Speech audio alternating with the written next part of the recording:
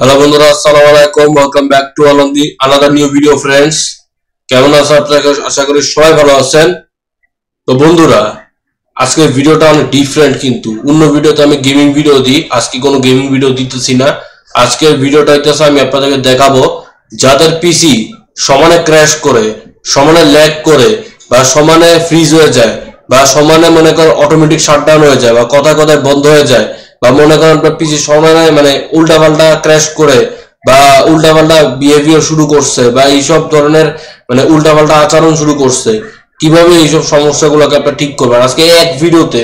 Trust me বন্ধুরা, আমি একটা ভিডিওতেই আমি মানে পুরো টিউটোরিয়াল দেখা দিব, পুরো টিউটোরিয়াল। অনেক অনেক দিন পর, মানে এখন প্রায় একটা বছর হয়ে গেছে বলতে গেলে। আমি আগের ভিডিও আপনারা জানিনি, আমার আগের ভিডিও গুলোতে আমি মানে প্রথম প্রথম শুরু করছি চ্যানেলটা, তখন আগে আমি কম্পিউটারের টিপস গুলো দিতাম। আজকেও আমি দিতেছি কম্পিউটারের বিষয়ে টিপস। তো আজকের ভিডিওতে আমি আপনাদের দেখাবো কিভাবে আপনারা আপনাদের মানে পিসি কিভাবে করাপ্টেড ফাইলস গুলো ঠিক করবেন। সো অনেক সময় দেখা যায় পিসি ক্র্যাশ টেশ এইসব সমস্যা শুরু মানে অনেকের সম্মুখীন হতে হয়। আজকে দেখাবো যদি আপনার পিসি মনে করেন ঠিক মতো রেসপন্স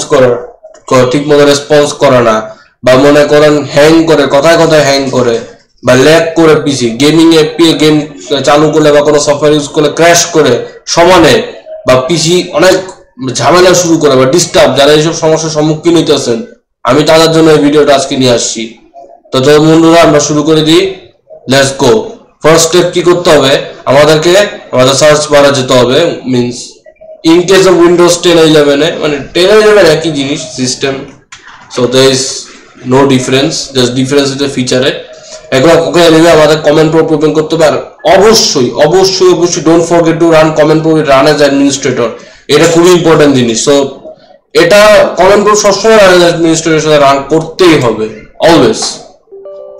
এটাকে ইয়েস করে দিবেন এবং কমেন্ট প্রো আমি রান অ্যাজ অ্যাডমিনিস্ট্রেটর ওপেন করছি। এখন আপনাকে একটা কমেন্ট টাইপ করতে হবে, যেটার নাম হইতেছে sfc space slash scan now. So আমি এটা লিখতেছি এখন। ওকে, এখন sfc slash scan, oh sorry my bad, আমার ভুল হয়ে গেছে, স্ক্যান নাও।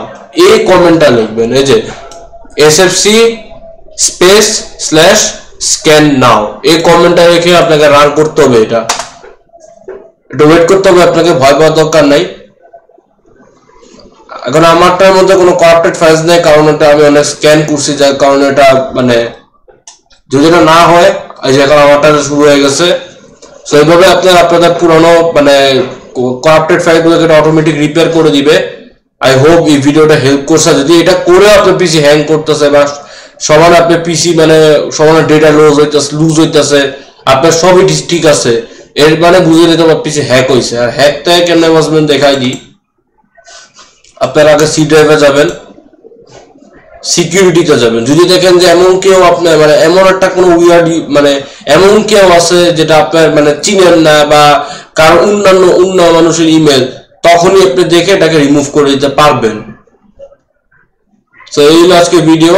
আর অবশ্যই আপনারা যে ডিফেক্ট এই টুলটা অবশ্যই ইউজ করে, আগেকার মধ্যে ইউজ করা হয়তো, বা এটা আপনারা ইউজ করতে হবে যে এটার মধ্যে চেক করতে পারেন যে আপনার কোনো ডিস্কে কোনো এরর আছে কিনা।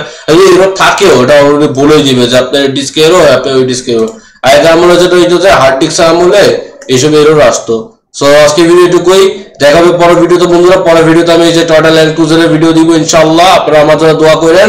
আবার দেখাবে নেক্সট ভিডিওতে। আল্লাহ হাফেজ বন্ধুরা, have a nice day, stay safe at your home.